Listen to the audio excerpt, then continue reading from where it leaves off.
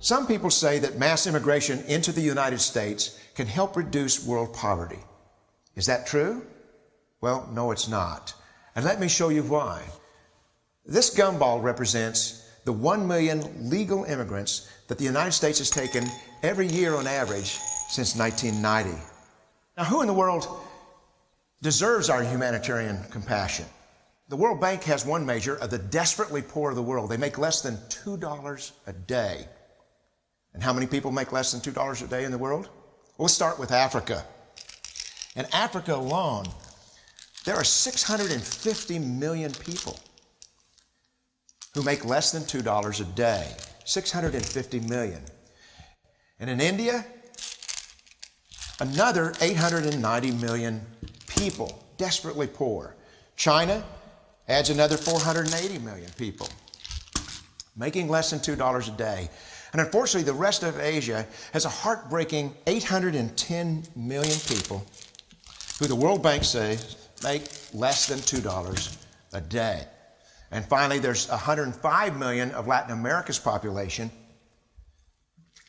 that are desperately poor. All told, the World Bank says there are 3 billion people in the world, 3 billion people who are desperately poor, making less than $2 a day. That's 3,000 gumballs. And every year, we take 1 million and suggest that we've somehow made a humanitarian difference. Of course, we don't pull our immigrants from these desperately poor populations, do we? These people are too poor, too sick, too disconnected to make it here as immigrants. We tend to pull our immigrants out of the better off poor of the world. And Mexico tends to define the type of immigrant that we bring here because the plurality of people come from Mexico. And Mexico is poor. How many people in the world live in countries that have average incomes lower than that of Mexico?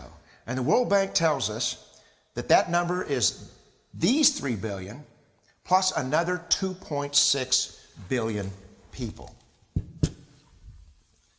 5.6 billion people in the world who live in countries with average incomes below that of Mexico. That's 5,600 gumballs. And so what is it that the elites are telling us? They're telling us that when we take this 1 million immigrants,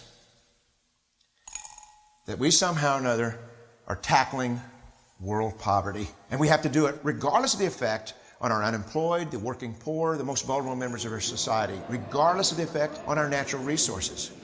Even if we went by the most radical proposals in Washington, which are to actually double our immigration to 2 million a year,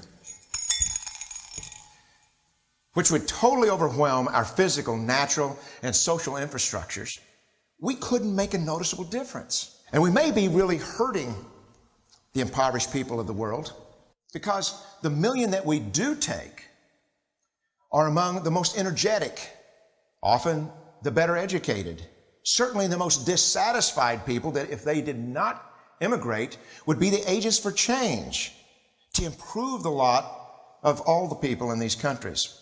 The true heroes in the global humanitarian field are the people in these countries who have the wherewithal to immigrate to another country, but instead stay in their countries, to apply their skills to help their fellow countrymen. Unfortunately, our immigration system tends to entice these very type of people to abandon their countrymen. The impossibility of making even a dent is actually worse than it looks here. Because last year, when we took 1 million immigrants, these countries added, births over deaths, 80 million more people into the impoverished populations.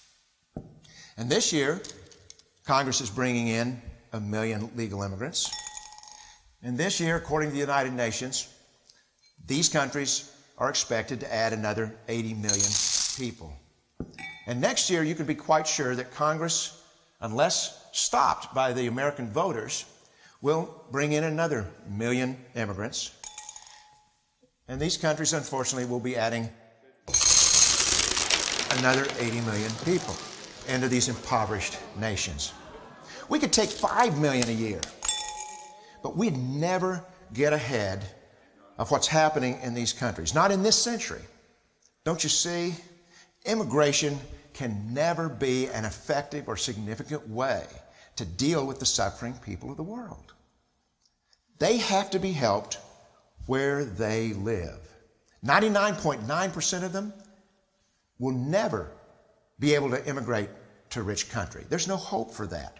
They have to bloom where they're planted. The only place that 99.9% of these people can be helped is where they live. Let's help them there.